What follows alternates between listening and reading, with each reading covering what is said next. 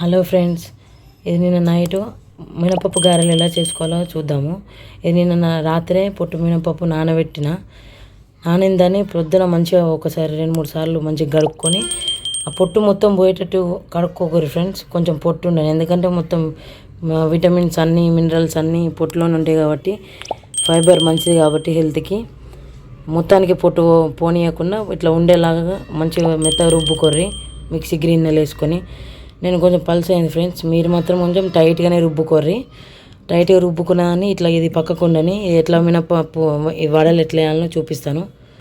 మరొక పక్కన పల్లీలు వేయించుకోవాలి ఫ్రెండ్స్. పల్లీలు వేగినాక ఇందులో వేసుకోవాలి మిక్సీ గిన్నెలో. ఇందులోనే దొడ్డు ఉప్పు, పచ్చిమిర్చి, ఎల్లిపాయలు వేసుకోవాలి ఫ్రెండ్స్. ఇవి వేసుకున్నాన్ని మంచిగా మెత్తగా మిక్సీ పట్టుకుందాము. ఈ చట్నీ ఎట్లా వేస్తారో పోపు అవసరం లేదు ఫ్రెండ్స్, ఇట్లా వేసుకుంటే. మీరు కూడా ఇంట్లో ట్రై చేయండి. ఇంట్లోనే మిక్సీ గిన్నెలో అల్లం ముక్కలు వేసుకోవాలి. వేసుకొని మెత్తగా గ్రైండర్ పట్టుకోవాలి దీన్ని.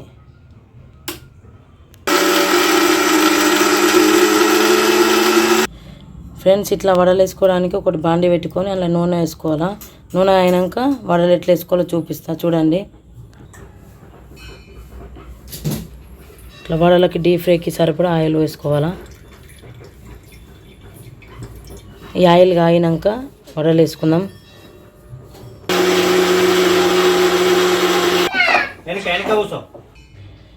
నూనె కాగింది, నూనె కాగింది, నూనె వేడెక్కింది.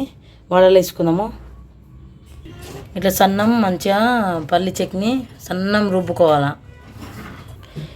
నేను ఇట్లా పల్సగా రుబ్బుకున్నా ఫ్రెండ్స్, మీరైతే మంచిగా చిక్కగా రుబ్బుకొర్రి.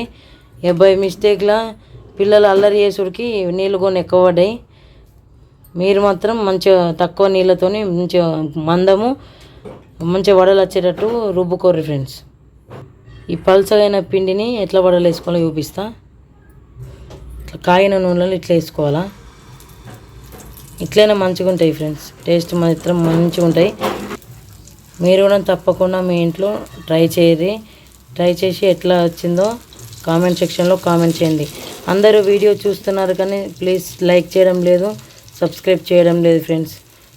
ప్లీజ్ సబ్స్క్రైబ్ చేయండి, ఛానల్ని లైక్ చేయండి, కామెంట్ చేయండి. చూడండి ఫ్రెండ్స్, ఇట్లా వస్తున్నాయి వడలు వితౌట్ షేప్. కానీ మీరు షేప్ తోటి మంచిగా నీళ్ళు తక్కువ పోసి రుబ్బుకొని మంచిగా వేసుకుంటే మంచిగా వస్తాయి. పుట్టుపోయిన పప్పు ఎంతో ఆరోగ్యానికి మంచిది.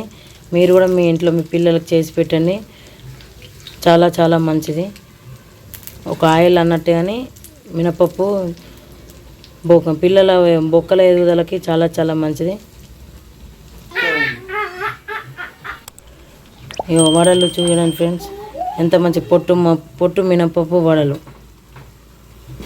మంచి ఇట్లా ఫ్రై చేసుకోవాలా.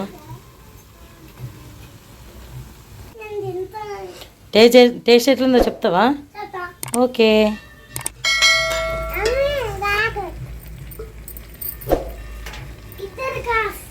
ఇంకో బాగా చేస్తున్నా ఫ్రెండ్స్, చూడండి ఇట్లా వేసుకోవాలి.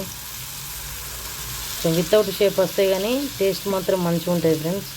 అంటే పిండి పల్చగా ఉడికి నాకు వితౌట్ షేప్ అంటే ఆకారం లేకుండా వస్తున్నాయి. కానీ మీరు మాత్రం పిండి గట్టిగా రుబ్బుకుని మంచి ఆకారంలో వస్తాయి.